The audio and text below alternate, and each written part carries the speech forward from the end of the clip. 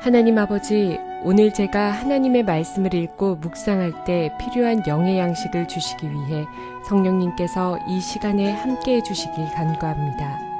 예수님 이름으로 기도합니다. 아멘. 오늘 우리에게 주시는 하나님의 말씀입니다.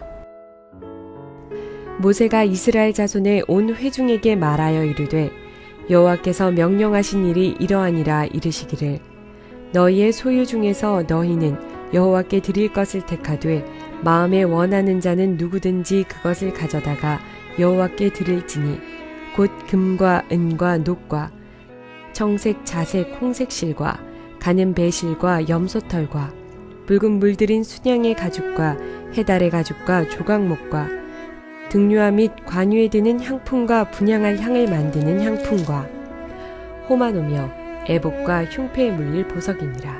물은 너희 중 마음이 지혜로운 자는 와서 여호와께서 명령하신 것을 다 만들지니 곧 성막과 천막과 그 덮개와 그 갈고리와 그 널판과 그 띠와 그 기둥과 그 받침과 증거개와 그 채와 속죄소와 그 가리는 휘장과 상과 그 채와 그 모든 기구와 진설병과 불켜는 등잔대와 그 기구와 그 등장과 등유와 분향단과 그 채와 관유와 분향할 향품과 성막문의 휘장과 번제단과 그 녹 그물과 그 채와 그 모든 기구와 물두멍과 그 받침과 뜰의 포장과 그 기둥과 그 받침과 뜰문의 휘장과 장막 말뚝과 뜰의 말뚝과 그 줄과 성소에서 섬기기 위하여 정교하게 만든 옷 곧 제사 직분을 행할 때 입는 제사장 아론의 거룩한 옷과 그의 아들들의 옷이니라.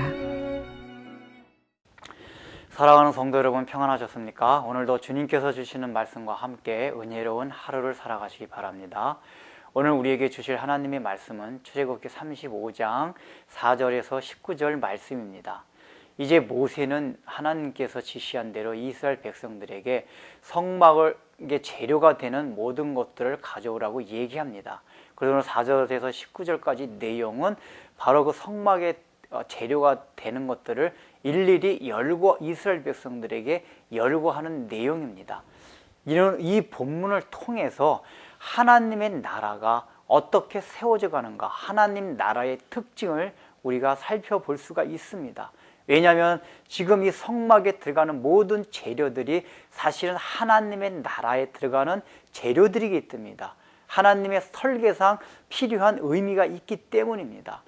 그래서 그 의미를 살펴본다면은 그 첫 번째, 지금 이스라엘 백성들의 요구하는 이 모든 재료들은 땅에서 나는 것들입니다.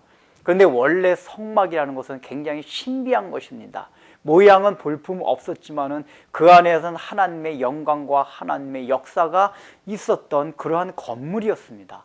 하나님께서 기왕에 이것을 이렇게 하나님의 영광스러움이 임재하는 그런 건물로 만드시려고 하셨다면은 재료 자체도 하늘에서 내려지는 신비한 그러한 것으로 지을 수도 있습니다. 또 신비한 방법으로 건물을 건축하셨을 수도 있었을 것입니다. 그럼에도 불구하고 이 땅에서 나는 모든 것으로 지금 재료를 구해오라고 얘기하고 있습니다. 이것이 지금 무엇을 말합니까? 분명히 하나님의 나라는 신비한 것입니다. 거기에 하나님의 영광이 있는 것입니다. 그런데 하나님께서는 그것을 자연적인 방법으로 세우시기를 원합니다. 우리는 보통 어떻게 생각합니까? 그렇게 신비스럽고 하나님의 영광이 임재하는 뭔가 이렇게 그런 것들은 우리 자연적인 방법이 아니라 하나님이 일하시는 특이한 방법으로 세워주시길 원하고 또 그것을 좋아합니다. 그런데 하나님께서는 그것을 원하시지 않습니다. 신비한 것이긴 하지만은 너희에게 주어진, 창조 때 주어진 그 모든 것들을 통해서 이루어 가시기를 원합니다. 그래서 우리가 신앙생활을 하면서 하나님의 나라를 세워가는 데 있어서 어떤 특별한 것들을 좋아하면 안 됩니다. 우리가 특별히 어떤 특별한 은사나 어떤 특별한 방법을 통해서 초자연적인 방법으로 하나님의 나라가 세워져 가면은 세상 사람들한테도 더 뭔가 영광을 얻을 것 같고 하나님의 나라가 전파가 잘 될 것 같지만은 하나님의 생각은 그렇지 않다는 것입니다.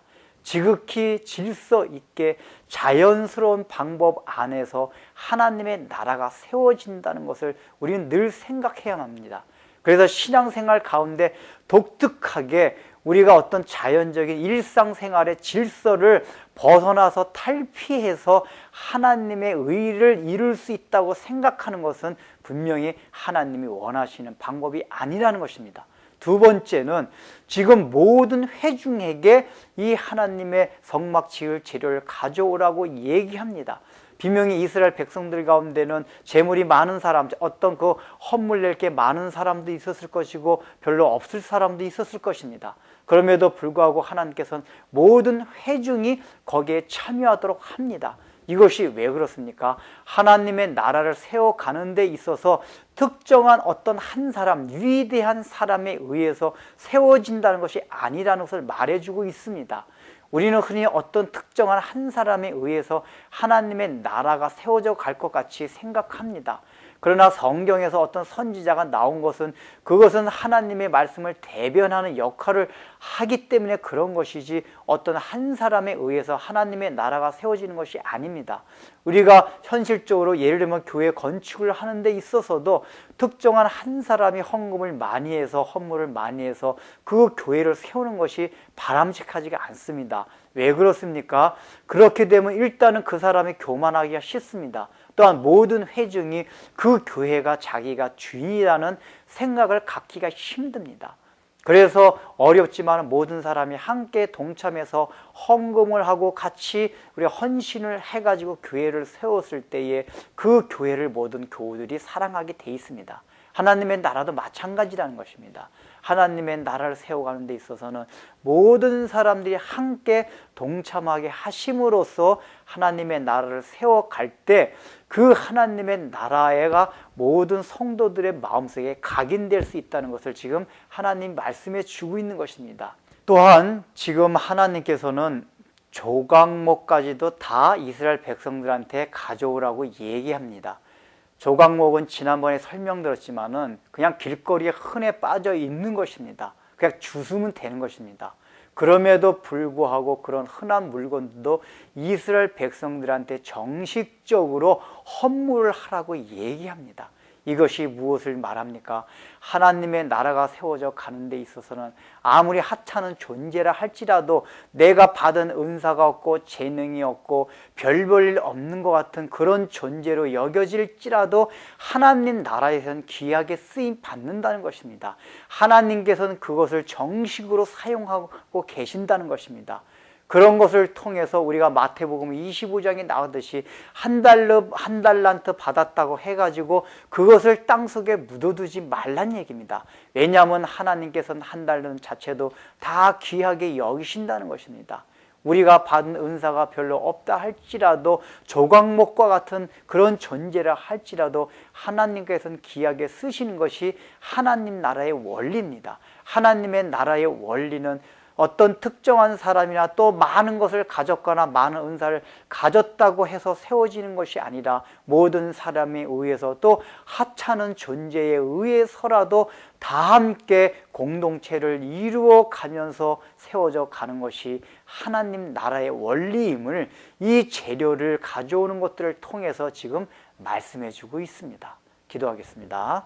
하나님 아버지, 하나님의 나라는 우리가 생각하듯이 분명히 신비한 것이지만은 신비한 방법으로 세워져 가는 것이 아니라 하나님께서 주신 창조 질서 안에서 우리의 육신으로 느끼고 생각할 수 있는 것들을 통해서 자연적인 방법을 통해서 이루어져 간다는 것을 늘 생각하며 우리가 이 신비한 나라를 어떤 신비한 방법에 의존하지 말고 우리의 일상 가운데서 정상적인 모든 절차와 자연적인 방법들을 통해서 천천히 하나님 나라를 세워갈 수 있는 그런 사고를 갖게 하여 주옵시고, 또한 우리가 비록 가진 것이 없고 은사가 없다 할지라도 그 모든 것들을 통해서 하나님 나라가 세워가질 수 있다는 것을 생각하며 한 달란트를 받았다 할지라도 그 한 달란트를 땅에 묻지 말고 하나님 앞에 열심히 장사할 수 있는 그런 귀한 성도들이 되게 하여 주옵소서. 예수님의 이름으로 기도드립니다. 아멘.